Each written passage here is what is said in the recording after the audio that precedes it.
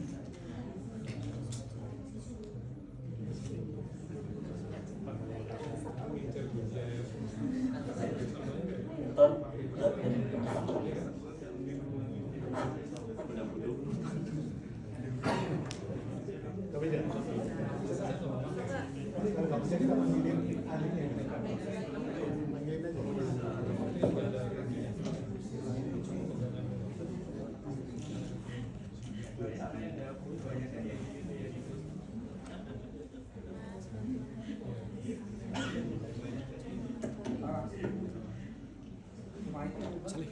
Sana. Panggilin PowerPoint. Oh, nggak muncul. Oh, itu ada. Mau apa? Teh. Ini, Pak. Pantangin.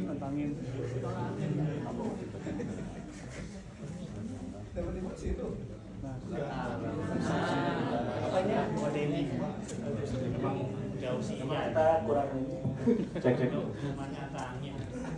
Tes. Oke, silakan 5 menit untuk perkenalan, gitu ya, untuk yel-yel, untuk pantun, terserah Anda. Pokoknya saya kasih waktu 5 menit. Silakan dari sekarang. Bismillah. Assalamualaikum warahmatullahi wabarakatuh. Waalaikumsalam warahmatullahi wabarakatuh. Ya, alhamdulillah tiba-tiba jadi rame ya di akhir season. Terima kasih. Terima kasih Pak Sandy atas kesempatannya, Ibu yang terhormat Ketua Dewan Juri. Jadi kita di sini sebenarnya perkenalannya menggunakan baju ini bukan menjadi Walid, Pak. Tahu Walid kan ya? Dan juga bukan menjadi Kang Dedi. Tapi di sini adalah kita sebagai PC Pro Inovasi Pantas Proxy. Jadi Pantas Proxy itu dari Field JTB Zona 12. Jadi nanti perkenalan ini kita akan perkenalan dari siapa aja sih Pantas Proxy. Kemudian ada video testimoni dulu Pak, kita masukkan di dalam sesi ini perkenalan. Dan juga ada tepuk sakinah ya, pada tahu kan? Tadi kan ada GCI itu. Jadi kita melakukan tepuk sakinah tapi tepuk Pantas Proxy. Nanti siapa yang ikutan dengan kita, mudah-mudahan keluarganya sakinah mawaddah warahmah. Oke. Oke, ya, perkenalan Pak. Jadi inovasi Pantas Proxy ini ada Pak Heru sebagai Senior Supervisor Lab. Ini fasilitator kita. Kemudian ketuanya ada Kang Guru, Supervisor QC Lab. Kemudian ada Kang Bayu. Kebetulan tidak bisa hadir, harus jaga kandang. Ada juga Pak Antoni dari Lab Technician. Kemudian ada Arum, Uda Arum dari Lab Technician. Kemudian ada ini paling ganteng nih, Randy Setiawan Lab Technician. Bentar lagi mau nikah Pak, doakan mudah-mudahan lancar. Kemudian Mas Lilian ini harus jaga kandang juga dari Senior Process Engineering. Kemudian ada Mbak Winter yang paling cantik, Senior Process Engineering, dan juga saya sendiri yang paling Superman Pak, Supervisor CCR. Oke, kita sebagai PC Pro Pantas Proxy, kemudian ini ada video testimoni dari JM. Selamat kepada tim Pantas Proxy yang telah berhasil untuk bisa meningkatkan kehandalan di lapangan JTB dengan memastikan tidak terkontaminasinya profilnya sistem, sehingga dengan demikian lapangan JTB bisa terus beroperasi dengan aman dan handal. Sekali lagi, selamat kepada tim Pantas Proxy. Oke, kemudian kita juga dapat Deputy Manager testimoni.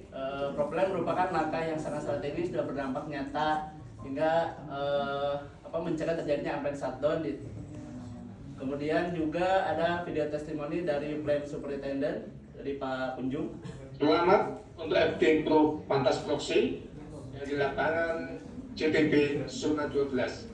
Dengan inovasinya mampu untuk melakukan analisa profilen serta biologisnya untuk menjaga performa dari sistem perpincuran sehingga mampu mengurangi peningkatan angka unplanned downtime di lapangan JTB zona 12. Sekali lagi, selamat dan sukses selalu untuk Aktiprof Pantas Proxy. Oke, kita Pak. Yang pegel-pegel silakan mau ikutan. Dewan juri.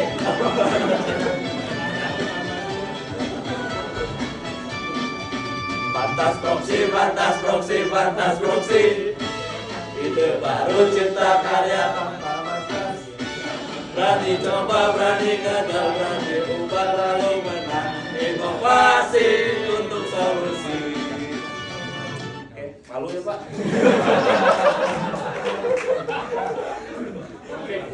Oke Pak, ini Cukup ya. Foto dulu.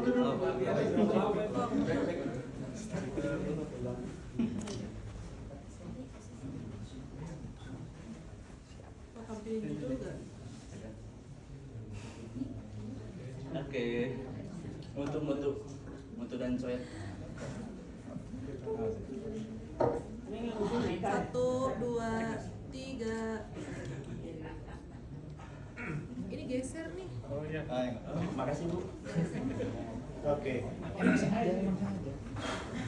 Baik, Bapak Ibu. Sesi terakhir untuk hari ini dari Visipro Pantas Proxy. Saya akan merimain 15 menit nanti presentasi Anda. Di menit ke-13 akan saya ingatkan bahwa waktu Anda tinggal 2 menit. Kemudian nanti ada sesi tanya jawab Dewan Juri 20 menit. 5 menit untuk sesi tanya jawab dari audiens. Dewan Juri apakah sudah siap? Kita mulai? Oke. Baik, 15 menit waktu saya berikan sepenuhnya kepada tim Pantas Proxy. Silakan. Oke, bismillah. Selamat sore semuanya. Sore. Sehat-sehat semua. Ketemu lagi dengan saya Satria Jagadita di JTB Podcast. Jadi podcast ini tidak membahas terkait masalah apa yang viral dan tidak juga apalagi membahas terkait masalah gosip ya. Yang lagi ramai apa? Raisa itu ya. Enggak bahas itu. Tapi inovasi ini podcast ini membahas terkait masalah inovasi karya anak negeri. Nah kebetulan di dunia oil and gas ini kan udah nggak aneh ya bicara masalah production, bicara masalah maintenance, drilling gitu. Tapi kesempatan kali ini kita menghadirkan bintang tamu dari Departemen Lab, laboratorium yang jarang sekali muncul. Jadi laboratorium itu adalah sebagai testernya dari sebuah produksi hingga ke konsumen hingga terjadilah quality control di situ. Jadi tanpa lama-lama kita sambut aja tim Pantas Proxy. Oke, halo. Sehat-sehat semua? Sehat. Alhamdulillah. Gitu. Jadi tim Pantas Proxy dengar-dengar ini membuat alat inovasi. Alat inovasi ini katanya luar biasa hingga saya lagi progres masalah jurnal ya. Gitu. Ya, mudah-mudahan lancar semuanya. Nah, namanya sebuah alat inovasi kan kita harus tahu ya namanya latar belakang. Coba deh jelaskan kalian itu alat inovasi ini latar belakangnya apa gitu. Oke Kang Satria, terima kasih untuk Dewan Juri dan moderator peserta semua yang telah hadir di sini. Kita akan jalan-jalan. Kita akan jalan-jalan ke JTB untuk melihat latar belakang dari inovasi ini. Kita jalan-jalan di GPF, Gas Processing Facility Jambaran Tiung Biru. Kita bayangkan kita sedang berada di Bojonegoro, di Pertamina FCQ Jambaran Tiung Biru di Kabupaten Bojonegoro, Jawa Timur.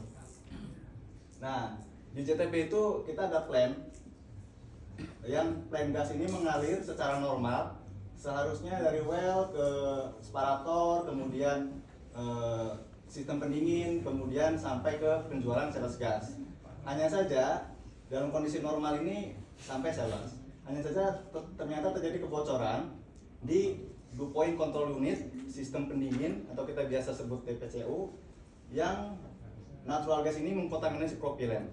Propilen itu sama fungsinya dengan freon Pak ya kalau di AC itu. Jadi dengan kontaminasi propilen ini dan tidak terkontrol mengakibatkan terjadi eskalasi kontaminasi. Eskalasi itu menimbulkan unplanned shutdown selama 12 hari.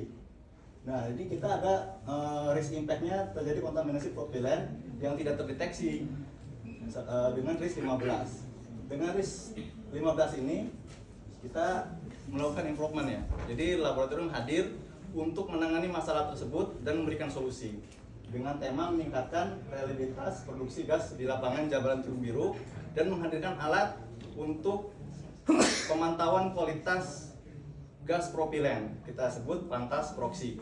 Seperti itu Kang Satria. Oke, improvisasi permasalahannya dari propilen itu ya. Betul. Propilen yang puritisnya. Terus apalagi sih yang kalian lakukan? Nah selanjutnya yang kita lakukan ini Kang ya, karena kita tadi sudah tahu ya bahwa permasalahannya itu adalah adanya kebocoran di propilen. Dari situ kita coba lakukan stratifikasi masalahnya, yang mana kepala ikannya di sini jelas kontaminasi propilen ya, disebabkan oleh beberapa aspek nih, ada aspek material, aspek mesin, proses, metode, lingkungan dan juga manusianya. Ada 6 aspek. Nah dari 6 aspek tersebut kita coba analisa korelasinya. Ada yang terkorelasi secara linear dengan permasalahannya, ada juga yang tidak. Berdasarkan hasil diskusi didapat bahwa yang terkorelasi linear terhadap permasalahan kontaminasi propilen terdapat pada aspek mesin, material dan juga metode. Seperti itu. Nah dari ketiga aspek tersebut kita coba paretokan. Seperti terlampir didapat bahwa aspek tertinggi berada pada aspek alat dan juga metode. Seperti itu, dengan nilai kumulatifnya 86,9%. Jadi di aspek alat dan juga metode. Nah selanjutnya kita juga coba untuk melakukan analisis kekuatan dan kelemahan. Untuk kekuatannya, kita di sini memiliki 2 unit GC yang sangat terawat.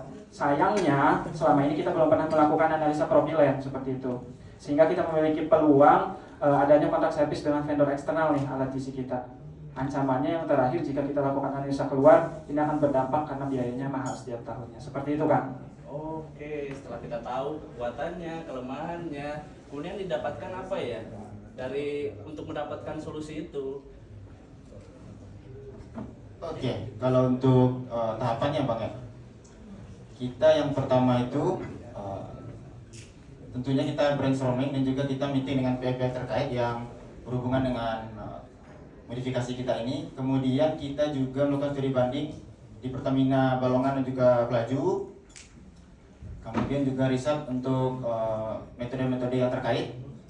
Nah, kemudian Bang, kita mendapatkan 4 solusi alternatif yang memiliki parameter biaya pembelian, waktu penyiapan anggaran, matriks, safety risk, running time dan juga alat. Yang pertama itu analisa eksternal, pembelian GC baru, kemudian penggunaan subdetektor, dan juga ini nih inovasi kita nih. Nah, yang masuk untuk parameter-parameter yang kita butuhkan itu terdapat pada Pantas Proxy ini, yaitu modifikasi yang kita lakukan pada GC. Kalian tersebut alat ini Pantas Proxy. Coba jelaskan lagi lebih detail apa sih Pantas Proxy ini gitu. Oke Pak, jadi untuk Pantas Proxy ini sendiri kita mempunyai alur perbaikan ya. Yang pertama kita akan memanfaatkan GC existing. Kemudian yang kedua kita akan membuat metode analisa propilen. Dan yang ketiga kita akan membuat treatment peranalisa propilen. Di mana tentunya inovasi ini kita sudah evaluasi dari sisi engineering. Di mana kita akan membuat sebuah sampel conditioning system berupa penambahan alat yaitu water bath. Kita akan membuat water bath ini suhu operasinya di atas suhu jenuh dari propilen, di mana kita memastikan bahwa propilen yang masuk ke dalam GC itu adalah dalam bentuk uap. Artinya nanti kita harus memastikan bahwa propilen yang masuk ke dalam GC itu harus dalam bentuk uap karena GC ini basisnya adalah trade basis. Kemudian untuk alur perbaikan yang terakhir yaitu kita akan membandingkan hasil analisa propilen sehingga didapatkan hasil yang verified dan legitimate. Oh, jadi alat ini memanfaatkan sebuah metode yang memang sudah ada, kemudian alat inovasi dimasukkan ke dalam metodenya itu. Betul kan? Nah, jelaskan lebih detail antara before sama afternya gitu. Biar ngerti nih audiens podcast ini. Oke, baik, terima kasih ya. Saya akan coba memaparkan teknis dari inovasi kami. Ini adalah kondisi di mana keseharian kami, di mana gas kromatografi dipakai untuk menganalisa gas dari mulai sumur hingga ke sales gas. Kita sampling menggunakan sampel boom, kita analisa dengan GC, kemudian kita menemukan hasil komposisi dari suatu gas yang kita analisa. Nah, ini ada cuplikan video sedikit tentang keseharian kita menggunakan gas kromatografi sebelumnya. Ini kita posisikan sampel yang ada di sampel boom dan kita analisa menggunakan GC. Oke, nah ini kita ada kondisi after setelah kita melakukan inovasi di mana untuk sampel boom yang kita sampling ini berupa propilen, kita alirkan menggunakan water bath. Ini merupakan alat pantas proxy, kemudian kita panaskan di suhu 80 derajat, kemudian baru kita masukkan ke gas kromatografi, dimaksudkan untuk mengubah fase liquid yang ada di propilen menjadi gas, sehingga yang masuk ke dalam GC berbentuk gas itu adalah spesifikasi untuk gasnya sendiri. Kemudian kita mendapatkan hasil. Nah, untuk di GC juga kita melakukan modifikasi juga ya, suhu oven dan detektor, sehingga kita mendapatkan purity dari propilen dan juga impurities atau cemarannya yang ada dalam propilen. Nah, kemudian setelah itu ini yang merupakan rencana perbaikan atau timetable yang kita lakukan selama ini, berawal dari studi banding, modifikasi metode, kemudian trial, aplikasi pengujian, kemudian propilen menggunakan press propilen sebagai kalibrator, kemudian kita mencobanya dengan propilen sebagai sampel, sampai akhirnya kita dapat menganalisa rutin per shift hingga hari ini, dan mungkin seterusnya. Nah, untuk selanjutnya ini ada aspek quality-nya, di mana kita mendapatkan akurasi yang bagus, kemudian kita dapat efisiensi cost, kemudian delivery-nya juga kita bisa mengetahui purity dan impurities, dan juga kita dapat meningkatkan kepercayaan juga ya. Selanjutnya ini ada persentase rencananya dalam S-curve, di mana kita untuk rencana dan action-nya kita bisa mirip. Kemudian ini untuk action yang kita lakukan, di mana 90% dilakukan oleh internal kami dan 10% oleh eksternal sebagai bahan pembanding untuk hasil yang kita uji. Nah, ini selanjutnya adalah proses setelah inovasi, di mana ada penambahan alat pantas proxy yang digunakan sebelum masuk ke GC. Nah, selanjutnya ini adalah evaluasi hasil sebelumnya, di mana kondisi sebelumnya ini kita hanya bisa menganalisa natural gas komposisi, kemudian hingga kita bisa melakukan analisa propilen seperti pada gambar. Jadi kedua fungsi ini bisa dilakukan dalam GC yang ada. Selanjutnya ini adalah hasilnya, di mana dengan modifikasi alat kami kita bandingkan dengan pelaju dan balongan, di mana pelaju dan balongan ini merupakan gas yang memang peruntukannya untuk propilen alatnya. Tapi tidak memungkinkan kita juga mendapatkan deviasi yang hampir mirip di bawah 0,5%. Artinya modifikasi dengan alat yang sesuai itu bisa masuk ya. Nah, ini hasil persentasenya terlampir ya, untuk persentase setelah adanya pantas proxy ini. Nah, ini kita dapat menurunkan RPN sesuai yang ada di gambar untuk hasil dari inovasi kami. Oke, terima kasih. Hasilnya luar biasa ya.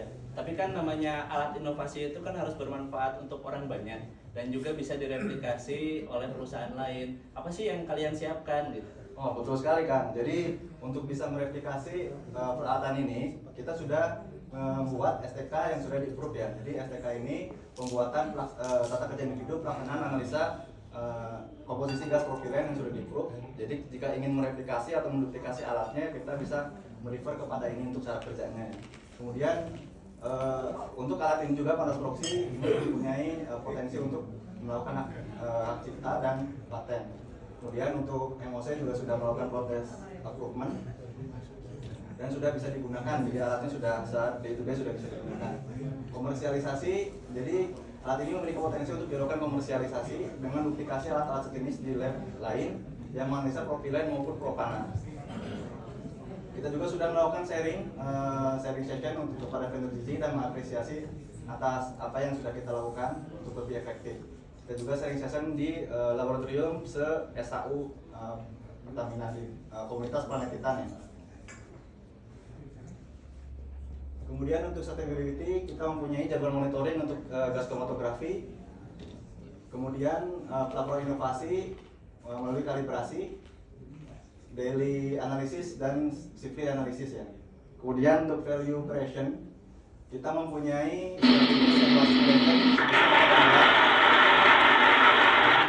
tanpa pembelian GC baru. Kemudian kita juga melakukan audit internal maupun eksternal, dari Sukovindo. Kemudian ini ada sedikit ini kan, Tapi ada masih ya. untuk memperjelas apa yang kita terangkan dari tadi pada biar audiensnya lebih mengerti ya, mungkin ini bisa disimak menyebabkan unplanned shutdown selama 12 hari. Pada fase commissioning hingga fase operasi, tidak ada program sampling dan analisis propilen, sehingga juga tidak terdapat tools yang memadai untuk analisis propilen. Manajemen memutuskan plan tetap beroperasi, meskipun kondisi DPCU feed gas chiller leak, sehingga membutuhkan sampling dan analisis propilen 2 kali per hari. Untuk sampling propilen digunakan sampel bong, kemudian dibantu lab balongan yang memiliki tools gas chromatogram untuk analisis propilen. Namun, waktu pengiriman cukup lama dan biaya hingga 16 juta per sampel. Tim menilai bahwa program tersebut kurang efektif. Tim pun berinovasi membuat tools dengan gas chromatograph yang ada, sehingga analisis propilen dapat dilakukan tanpa membeli gas chromatograph yang baru. Dengan kondisi awal, gas chromatograph akan error karena gas propilen yang masuk ke dalam gas chromatograph berbentuk 2 fase. Tim kembali berinovasi dengan menghadirkan alat pantas proxy. Sebelum masuk ke gas chromatograph, gas propilen melewati conditioning system melalui tubing yang dililit di dalam water bath bersuhu 80 derajat Celcius. Proses ini memastikan propilen sepenuhnya berubah ke fase gas, sehingga gas chromatograph dapat menganalisis tanpa error. Dengan dukungan pantas proxy, hasil analisis gas chromatograph ini akurat dan sebanding dengan hasil dari laboratorium eksternal. Inovasi ini memberikan laboratorium mampu berhemat tanpa perlu mengirim sampel keluar atau membeli gas chromatograph baru khusus propilen. Oke, mungkin terima kasih atas kedatangan tamu di podcast JTB ini untuk tim Panas Proxy. Mudah-mudahan ilmunya bermanfaat untuk orang banyak. Mungkin itu cukup sekian podcast JTB. Mudah-mudahan audiens podcast JTB bisa hadir nanti di episode yang lain. Terima kasih. Assalamualaikum warahmatullahi wabarakatuh.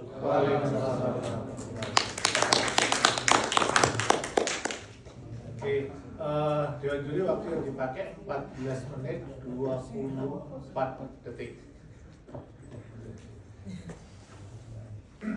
Baik, untuk sesi berikutnya 20 menit ke depan akan ada tanya jawab dari Pak Dewan Juri kita. Silakan Pak Hida. Maaf tadi waktunya berapa? 14? 14.24.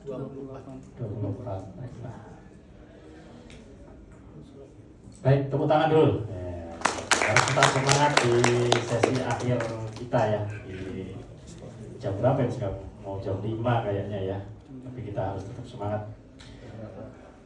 Darurat. Baiklah, ini menarik menurut saya ya. Cuman saya tadinya mencoba memahami alur penyajian presentasi yang disampaikan oleh tim gitu ya. Saya coba pahami dulu dengan segala macam pemahaman saya gitu ya, sampai terakhir akhirnya saya dapat gitu, oh message-nya ini gitu ya. Mungkin saya sedikit aja, saya nggak tahu nih, boleh nggak ke kepala ikan dulu? Nah ini agak mengganjal di saya nih. Kepala ikannya apa sih mas? Kan hiu Pak.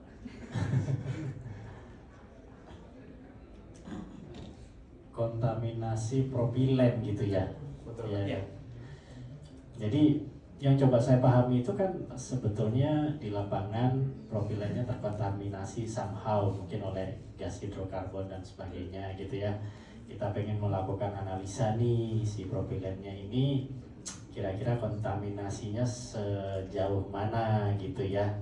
Nah, ini yang biasanya kita pakai vendor, dilempar ke lab, kita bikin sendiri ya kan, bikin sendiri. Kemudian karena biasanya gas chromatograph itu untuk menganalisa gas yang dari well dan gas sales, karena ini propilen yang mau dipakai, dibuatlah suatu alat ajaib ini ya, si apa tadi, water bath segala macam itu ya kan, sehingga kita yakin bahwa propilen kita ini kontaminasinya seperti apa gitu kan ya tanggapannya ya. Cuman memang ini masalah penyajian aja sih, karena saya melihat ketika teman-teman itu menciptakan suatu alat, apalagi ini pasti menghemat gitu kan, yang tadinya itu di pihak ketiga kan kita bisa kerjakan sendiri, terus yang tadinya alatnya digunakan untuk gas well dan sales ini bisa dipakai buat propilen gitu kan, sehingga ada alat itu luar biasa menurut saya. Cuman saya mungkin mengkritik saja cara menyajikannya ini, saya baru bisa dapat itu di akhir gitu. Saya baru bisa mendapatkannya itu di akhir. Oh ini ternyata alatnya gitu ya. Dan penyajian dari awal ini kalau kita lihat, oh ada kontaminasi di propilen gitu ya. Ini kan sebetulnya kita bicara propilennya yang terkontaminasi gitu kan. Terus kita pengennya itu adalah menghilangkan kontaminasinya si propilen gitu kan ya. Ada apa namanya, ada semacam rejunifikasi lah dari propilen itu supaya kontaminannya hilang. Sedangkan yang dilakukan oleh teman-teman ini kan menyajikan data analisa gitu kan ya. Iya, betul. Iya kan, analisanya terkontaminasi segini gitu. Tapi rejunifikasinya si propilen nggak dilakukan kan di sini, atau dilakukan juga? Sebetulnya tadi dalam bentuk report ya, report itu nanti dieksekusi oleh Kang Satria. Gimana Kang? Jadi pada dasarnya, pada awalnya itu memang dari fase JTB itu fase komisioning sampai Mas, saya potong supaya nggak banyak. Oke. Alat tadi itu digunakan untuk mengeluarkan hasil samplingnya gitu kan, bahwa propilen kita terkontaminasi dengan komposisi sekian gitu kan. Betul. Tetapi tidak membuat propilen yang terkontaminasi itu menjadi hilang impuritiesnya. Betul. Kalau untuk Betul kan? Betul. Ya. Jadi kita tuh pada dasarnya itu punya dasar Pak untuk yang impurities yang konten di dalam propilen itu yang bisa mengganggu produksi itu bisa sampai 24%. Itu mengganggu hingga si propilen kompresor itu mati. Iya betul. Saya bisa memahami itu, tapi fokusnya teman-teman itu bukan membuat propilen itu murni kembali, tetapi memberikan semacam penyajian bahwa propilennya terkontaminasi sekian gitu kan ya? Betul. Iya kan? Ya nanti tim operation setelah tahu ada Betul, analisanya itu follow up itemnya. Betul. Gitu ya. Nah cuman saya melihat ya itu penyajiannya itu teman-teman itu mencoba untuk menggrab yang lebih besar sehingga inovasinya itu nggak kelihatan gitu. Kalau kita bicara kontaminasi propilen, berarti bayangan saya masalahnya propilen terkontaminasi. Berarti harapan saya solusinya adalah propilen saya kembali jadi baik. Kan gitu ya? Beda obat beda penyakit lah masalah gitu. Penyakitnya adalah propilen saya terkontaminasi gitu. Kenapa terkontaminasi? Mungkin ada yang bocor di sana sehingga masuk. Nah, harapannya adalah setelah inovasi dilakukan, propilen saya kembali menjadi baik gitu kan. Sebenarnya pada awalnya Begitu, kan? penyebab masalahnya itu propilen yang tidak terdeteksi Pak. Mungkin tidak tertulis di situ, kepala ikannya tidak terdeteksinya itu. Iya, makanya saya mencoba untuk mengkritisize cara penyajiannya. Jadi kita mencoba untuk membuat skop yang besar, tetapi obatnya itu jadi meleset gitu. Nah itu yang mungkin jadi inovasi itu nggak jadi kelihatan wow gitu. Padahal kalau misalkan kita permasalahannya adalah mungkin kita analisa lah ya, analisa propilennya ini mungkin nggak efisien atau apalah gitu ya terkait dengan kontaminasinya. Jadi fokus di bahwa propilen kita atau kita nggak punya alat atau waktu untuk menganalisa derajat kontaminan dari propilen ini menjadi tidak efisien, mungkin itu akan lebih pas. Tapi ini kan mencoba untuk mengeluarkan atau menyajikan permasalahan bahwa propilen saya terkontaminasi gitu kan. Jadi harapan saya itu propilen saya jadi sehat kembali. Tapi yang dilakukan kan bukan itu. Yang dilakukan adalah propilen saya terkontaminasi dengan derajat segini gitu kan. Iya. Yang itu nanti akan di-follow up oleh fungsi lain untuk memurnikan lagi propilennya gitu. Betul. Nah, ya ini masalah penyajian. Sehingga wow efeknya itu nggak kena gitu. Padahal kalau saya ngeliat bagus gitu.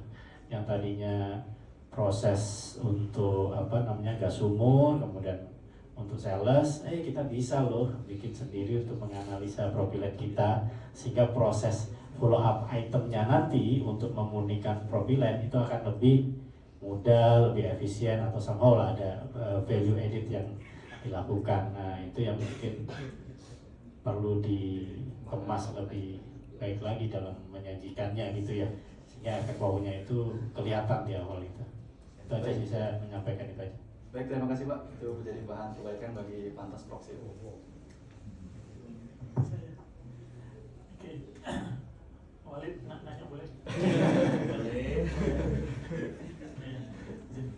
Kebetulan di forum sebelumnya ya jadi sudah banyak pertanyaan, tapi ada beberapa hal yang mungkin tadi termasuk dispon itu sudah saya sampaikan ya untuk diperbaiki, tapi sepertinya belum ditindaklanjuti. Saya mau nanya, namanya alat ukur itu kan pasti perlu kalibrasi, betul ya? Betul Pak. Nah, ini kalibrasinya gimana? Untuk propilen sendiri kita menggunakan propilen yang kita beli Pak. Kita beli yang pure ya, ini yang kita cek berapa presentasinya. Setelah kita cek presentasinya, kita bandingkan dengan sertifikat dari pelajunya Pak. Kita bandingkan, sertifikatnya 99.96 misalnya.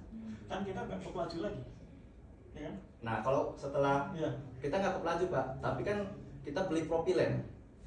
Propilen ketika kita beli propilen kan dapat sertifikat. Oh, propilennya dari sana, dari pelaju. Iya, kita beli propilen ke pelaju di JTB itu Pak. Berarti kalibrasinya secara internal ya? Betul. Tidak dilakukan.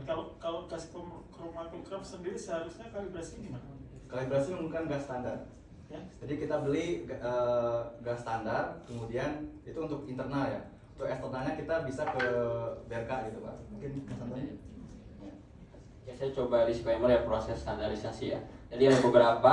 Jadi yang pertama tadi udah dijelaskan dari cara profilernya, gimana kita nentuin konsentrasinya. Jadi kita pakai pure sebagai kalibrator. Kemudian juga dari GC-nya itu juga ada dua. Pertama itu dari kitanya sebagai internal itu menggunakan gas kalibrasi yang sudah tertera ya konsentrasinya di gas kalibrasi. Kemudian juga udah ada persentase uncertainty-nya, biasanya di bawah 2% atau di bawah 1%. Itu jadi bahan rujukan alat itu bagus atau enggak. Kalau analisanya masih bagus, berarti itu alat udah oke secara internal sebagai gas kromatografi pembacaan gas standar. Nah selain itu juga itu ada dari pihak eksternal. Nah pihak eksternal itu setahun sekali kita lakukan itu alurnya itu PM, kemudian langsung kalibrasi oleh pihak eksternal. Itu juga dari pihak PT BRK. Nah selain itu juga tadi alat pantas proksinya pun sama. Itu kan kita menggunakan water bath dengan suhu 80 derajat. Nah itu pun untuk suhunya juga ada kalibrasinya. Itu kita menggunakan dari Sukovindo sebagai kalibrator suhunya. Seperti itu. Tapi gas kromatografnya sendiri tetap dikalibrasi keluar ya? Betul, ada eksternalnya dan internalnya ada dua. Kemudian bisa ke alternatif solusi.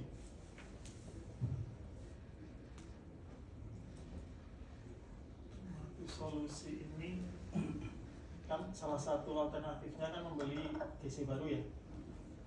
Betul.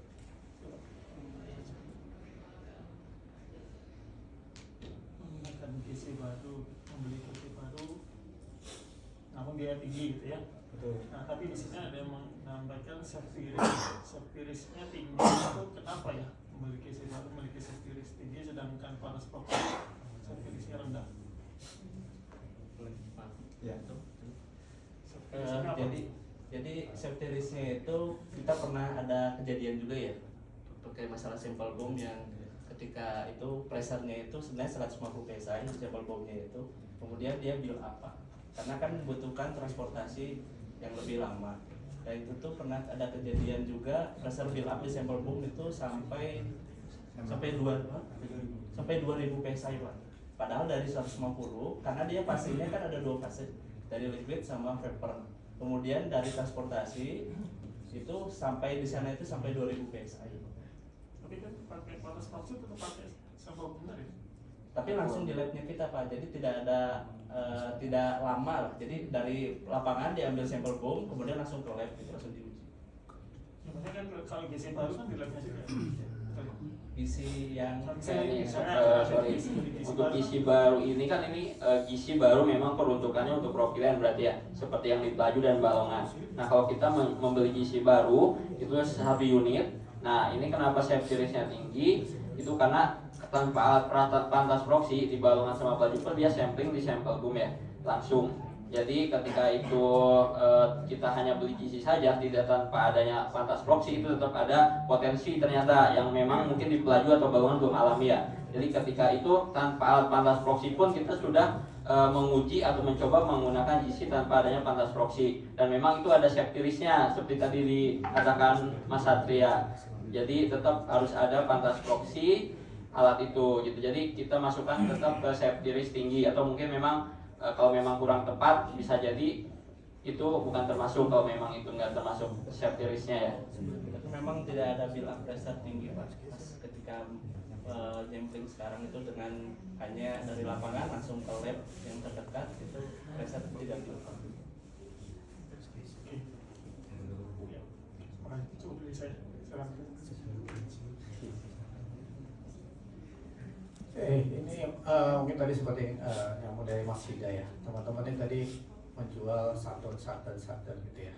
Tapi teman-teman tadi juga bilang ada link di DPCU gitu ya. Artinya ini teman-teman perlu ketika membuat diagram, artinya perlu clear nih sebenarnya Sabdan DPCU itu gara-gara ini atau gara-gara yang lain kan gitu ya. Nah artinya kemudian peran teman-teman artinya kalau seperti itu ini karena leak, apakah sih karena profil menjadi leak bocor gitu.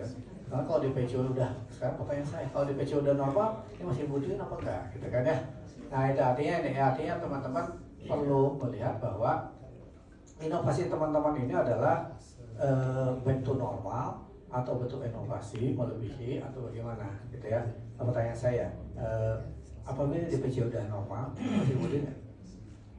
Masih. Kenapa? Tapi intensitasnya mungkin berkurang ya. Jadi karena kemarin juga DPCU-nya kondisinya normal, kemudian kita nggak pernah analisa sampai akhirnya terjadi hal-hal yang disampaikan. Jadi mungkin kedepannya lebih intensitasnya kurang sebagai controlling sehingga tidak mencapai titik maksimum yang berdampak lebih gitu. Nanti mungkin ada tambahannya.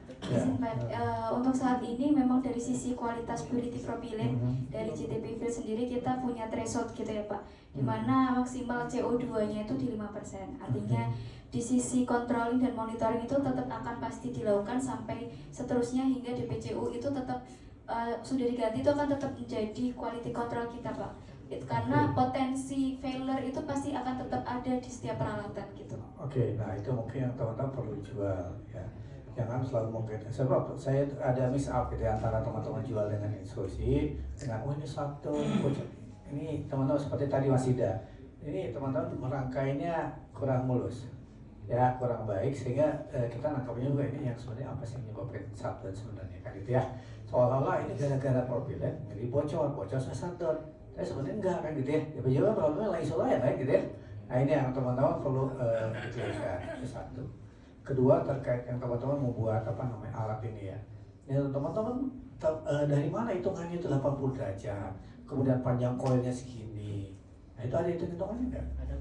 Ada Pak, kita menggunakan standar di ASTM di 2712. Ada rumusnya nggak?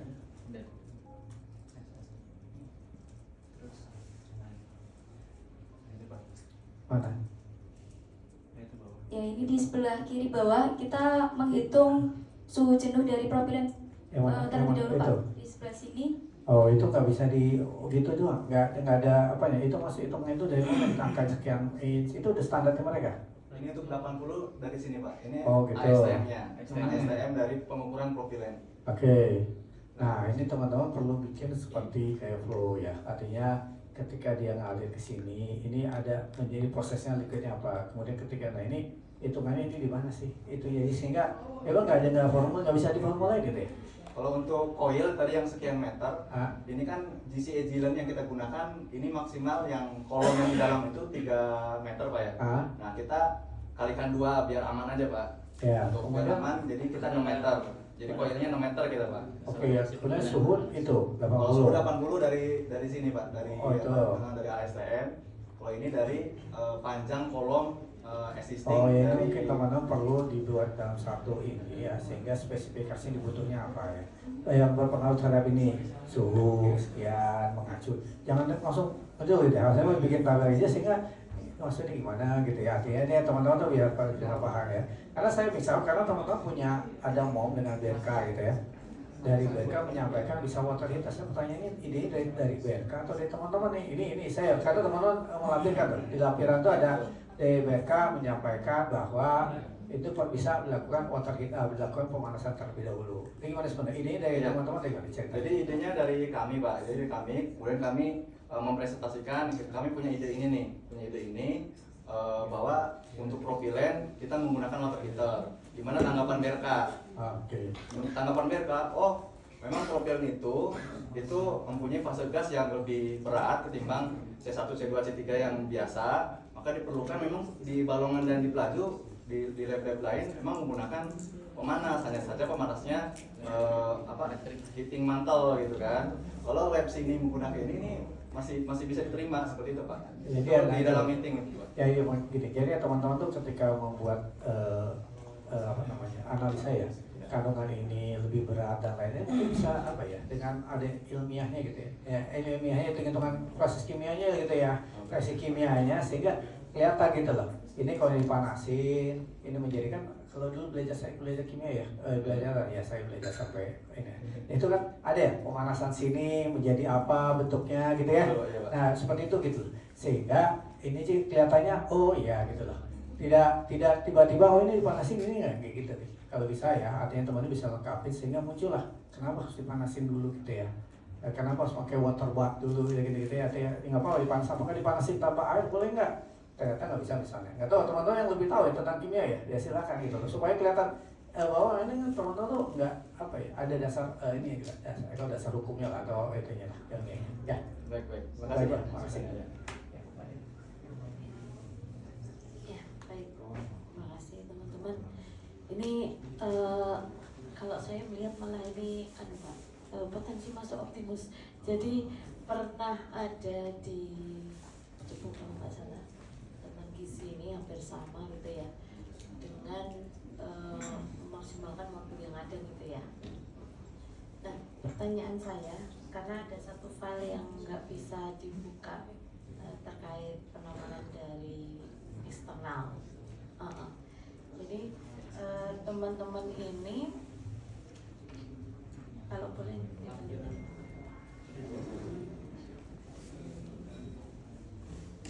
jadi teman-teman melakukan penghematan dengan referensi harga yang telah dilakukan sebelumnya dengan pihak luar gitu ya. Nah tadi di bagian potensi itu ada harga dari gizi itu sendiri gitu ya. Sebelum ada ini memang ada rencana untuk pembelian modular. Ya untuk pembelian GC belum ada planning sih Bu untuk jadi planning pertama adalah mengirim sampel keluar, makanya sampel keluar. Untuk pembelian GC itu adalah harga ketika kita beli GC 3 tahun yang lalu. Jadi kita tampilkan kalau kita beli GC dengan kualitas yang sama segini harganya 2,4 gitu Bu. Ada harga-harga di terakhir. Itu valuation sih. Valuation di penawaran bukan itu. Oh penawaran. Saya lebih tahu.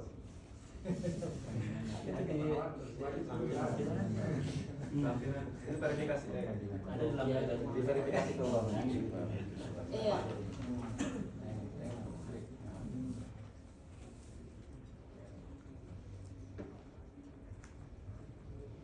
Jadi di bawahnya ada di halaman bawah. Halaman 3.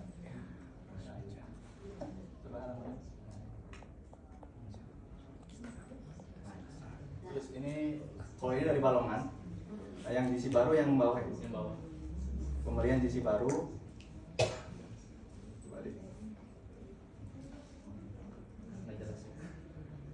Ini ketika kita beli GC yang sekarang ada, harganya yang ini. Jadi di 2026 rencananya kan memang sudah mengaplikasikan ini Ya. gitu ya. Tapi rekan-rekan mengklaimnya double dengan penghindaran biaya kalau beli GC gitu ya. Kalau di verifikasi keuangan nomor 1 itu kita sudah nggak ada Bu. Pembelian GC baru di verifikasi keuangan 2026 nggak ada Bu. Udah dihapus. Dihapus. Jadi hasil Itu verifikasi itu minta dihapus yang dari GC ya. Jadi yang ini 2025 kita kirim sampel keluar. Ini berarti yang belum update ini yang Oh, lama ya. yang di Ya. Baik. Oke, berarti ini clear ya, sudah nggak ada ya. Nggak ada Bu, 2026 kita nggak. Sudah dialek. Sudah dialek.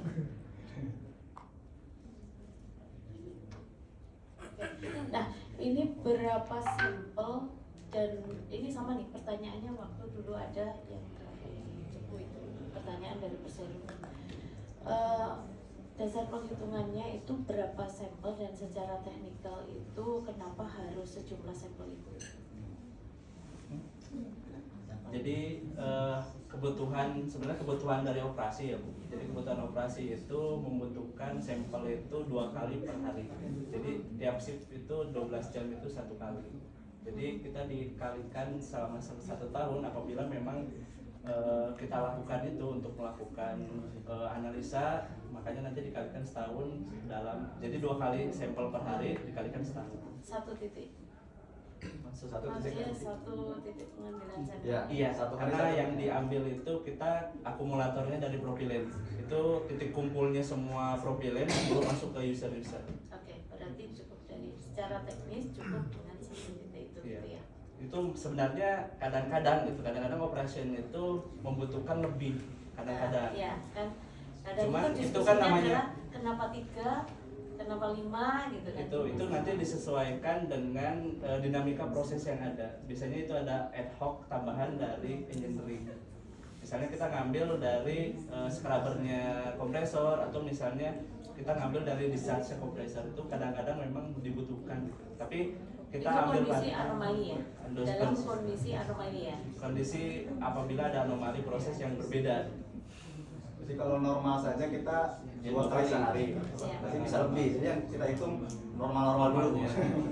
Normal-normal kita punya calculation seperti itu. Betul. Ya, terima kasih. Oke, terima kasih. Ini sesi terakhir buat teman-teman audiens ini. Silakan, C1. Cukup ya? Gugus. Ya, nama saya Asep Muhammad Arifin dari Ipro Akurasi. Mau tanya, biasanya kan untuk analisa itu udah standar faktor itu kan untuk mengukur analisa gas tertentu IGC itu kan komposisi gas C1 sampai C6 atau sampai C9 ya. Nah, apakah GC yang existing ini memang sebelumnya bisa mengukur profilen atau enggak gitu? Kalau misalkan nggak bisa kan berarti kan perlu di-upgrade dulu mungkin ke factory atau gimana gitu pertanyaannya. Terus kalau dilihat tadi kan ada penambahan alat sample conditioning system berarti ya. Nah itu bikin sendiri atau beli gitu? Ya itu aja. Baik, terima kasih pertanyaannya luar biasa. Masih bisa berkontribusi untuk bertanya ya. Jadi untuk GC sendiri itu peruntukan ketika kita beli kan sesuai dengan well yang ada Pak ya, kebutuhannya.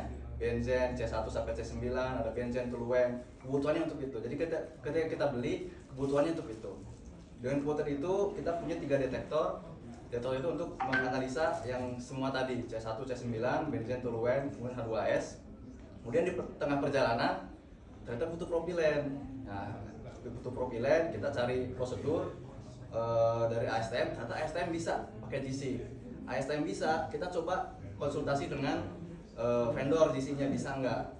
Kita konsultasi dengan vendor, kita juga kirim sampel sana dan saya ikut ke Balongan. Lihat alatnya pakai apa, di mana. Ternyata alatnya sama Mas. Berarti bisa, cuma di sana kan udah ada pemanasnya udah digital, udah bawaan dari alat gitu ya, ada. Akhirnya ini kayaknya bisa nih gitu kan. Nah, alat yang kita punya itu sebetulnya alat yang tidak terpakai. Jadi batch itu untuk memanaskan crude oil, sedangkan di JTB sekarang belum ada crude oil dan kita punya batch punya 2. Tadi yang kita pakai itu yang kecil dan kita juga ada yang stok yang agak besar. Jadi kita punya 2. Coilnya kita punya tubing, ya kita minta bantuan ke instrumen. Jadi sebetulnya itu apa yang ada di lab kita optimalkan gitu Mas. Seperti itu. Cukup? Ada lagi? Masih ada 2 menit. Cukup ya? Oke, tepuk tangan buat. Oke, silakan sebelum diakhiri untuk closing statement. Ada? Atau mau Yulian? Ada. Ada. Oh. sehat Walid.